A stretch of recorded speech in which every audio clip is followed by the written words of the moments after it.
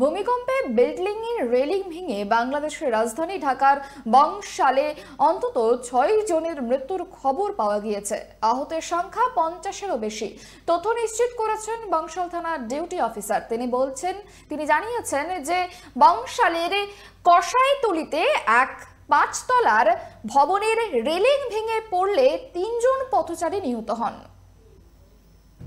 শুক্রবার সকালে জোরালো ভূমিকম্প, আচমকা কেঁপে উঠল গোটা রাজ্য। কম্পন অনুভূত হয়েছে কোচবিহার থেকে কাকদ্বীপ সর্বত্র।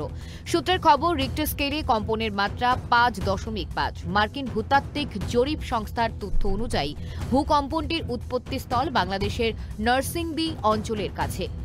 সকাল 10:08 নাগাদ এই কম্পন অনুভূত হয়। ঢাকা সহ বাংলাদেশের বিস্তীর্ণ অঞ্চলে তীব্র ঝাঁকুনি অনুভূত হয়েছে। ভূমিকম্পের কারণে বাংলাদেশে ৬ জনের মৃত্যুর খবর পাওয়া যাচ্ছে। আহতদের সংখ্যা ৫০-এরও বেশি।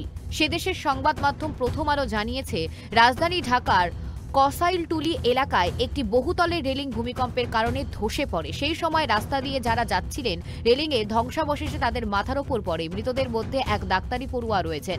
এছাড়া নারায়ণগঞ্জের রূপগঞ্জ থেকেও ভূমিকম্পের কারণে রাস্তার ধারে দেওয়াল ধসে 10 মাসের এক শিশুর মৃত্যুর খবর পাওয়া গিয়েছে। তথ্য নিশ্চিত করেছেন বংশাল থানার ডিউটি অফিসার। ভূমিকম্প হওয়াতে বিল্ডিং এর যে রেলিংটা ছিল, এই রেলিংটা পড়ে গিয়ে ৩ জন মারা গিয়েছে এবং ৩০ থেকে ৩৫ জনের মতো আহত হয়েছে। ওদেরকে বিভিন্ন হসপিটালে পাঠানো হয়েছে।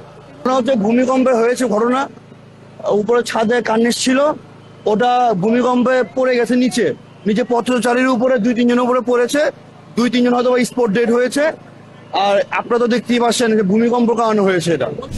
ভূমিকম্পের উৎসস্থল ছিল বাংলাদেশেই। নরসিংদী থেকে ১৪ কিলোমিটার পশ্চিমে মাটি থেকে ১০ কিলোমিটার গভীর কম্পন উৎপন্ন হয়েছে। এর প্রভাবে উত্তরবঙ্গের বিস্তীর্ণ এলাকা কেঁপে উঠেছিল। মালদহ, মুর্শিদাবাদ, নদিয়া, হুগলিতেও মৃদু কম্পন অনুভব করা গিয়েছে। কলকাতায় কম্পন টের পেয়ে অনেক বহুতল থেকে রাস্তায় নেমে এসেছিলেন এবং সমাজ মাধ্যমে তারা ছবি এবং ভিডিও পোস্ট করেছেন।